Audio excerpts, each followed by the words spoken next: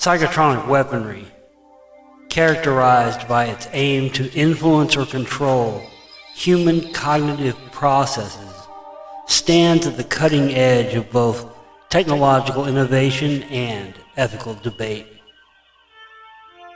This form of warfare departs from conventional arms to embrace a realm where consciousness, thought, and perception becomes the battleground.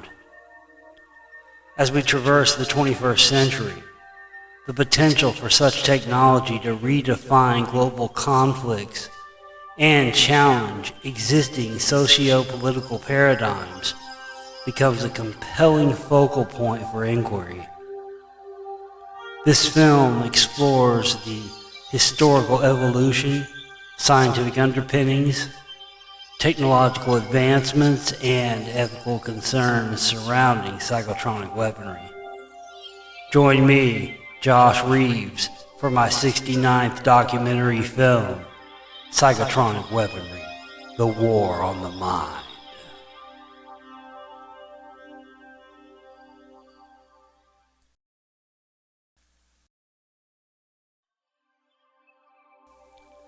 The idea of manipulating the human mind using external stimuli dates back centuries, often rooted in mysticism or a rudimentary form of psychology. However, it was not until the 20th century that the potential for systematic mind control began to be seriously explored by scientific and military communities. During the Cold War, superpowers invested in understanding and harnessing psychotronics. The Soviet Union reportedly conducted experiments on the effects of electromagnetic pulses on human mental states. In parallel, the United States explored these avenues under projects like MKUltra, which infamously investigated the use of drugs and psychological techniques to control behavior. The declassification of certain projects like MKUltra in the 1970s brought public awareness to the potential of psychotronic techniques. Academic circles began to investigate the ethics and science of such technologies, laying the groundwork for today's research. I woke up in the middle of the night with an incredible case of vertigo. The room was spinning. I wanted to throw up. Mark Polymeropoulos, a former U.S. intelligence officer at the CIA, was hit in 2017 by an invisible attack in a Moscow hotel. I'd been in places like Iraq and Afghanistan I'd been shot at, but this was by far the most terrifying experience of my life. It's a mystery that's plagued the U.S. intelligence community and the State Department for years.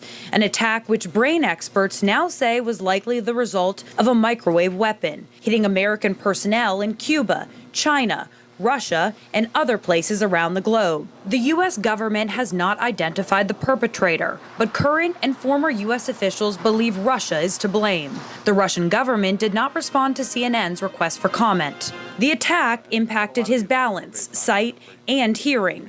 The pain has never wholly subsided. I couldn't, make it through the day, not even close. I've had a headache every day since that night in Moscow. It's never gone away day and night. He had to retire early, and for a dedicated CIA officer who spent his entire career fighting terrorists in the Middle East, it hasn't been easy to accept that an invisible strike took him out of the game. I rather would have been shot.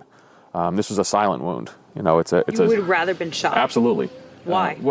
It's something that I could have shown people. I had a really hard time initially at the agency because people didn't necessarily, the senior medical staff didn't necessarily believe me. Polymeropoulos had to fight to get expert health care. Just this month, he finished specialized treatment at Walter Reed Medical Center, more than 3 years after that traumatic night in Moscow. When they provided me the piece of paper with the diagnosis that said I had a traumatic brain injury, I had tears in my eyes. Some 40 U.S. government officials have experienced symptoms similar to his. In 2017, the U.S. Embassy in Cuba slashed its staff because the attacks were so pervasive. A newly declassified State Department report points to systemic disorganization when the department began handling this crisis during the Trump administration. New Hampshire Senator Jeanne Shaheen has been fighting to get the victims medical assistance and answers about who did this. If we don't hold those responsible accountable, then we can be sure it's going to continue to happen.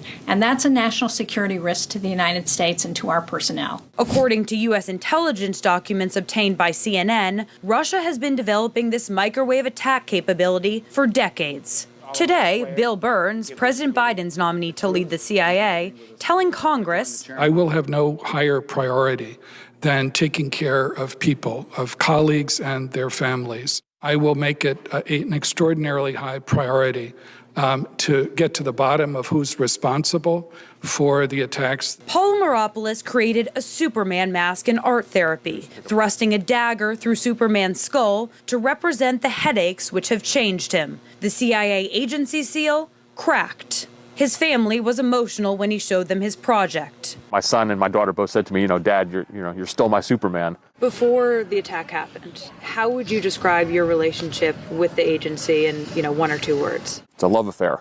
And after? A divorce, with perhaps some reconciliation in the future, I would hope. Now, Jake, I have just learned from a U.S. official that the CIA has set up its first ever task force in recent months to handle these suspected microwave attacks. And the official explains to me that they are going to use the breadth of resources at the CIA. And this process is going to ensure that there is a team and process in place to address any future incidents. We should also note that the CIA spokesperson, Timothy Barrett, said the agency's top priority has been and continues to be the well-being of their folks who are out in their field, of the intelligence officers. But this is something that we are going to stay on because this truly needs to be a whole of government approach if the process is going to work here and if those who are hit are going to get what they need.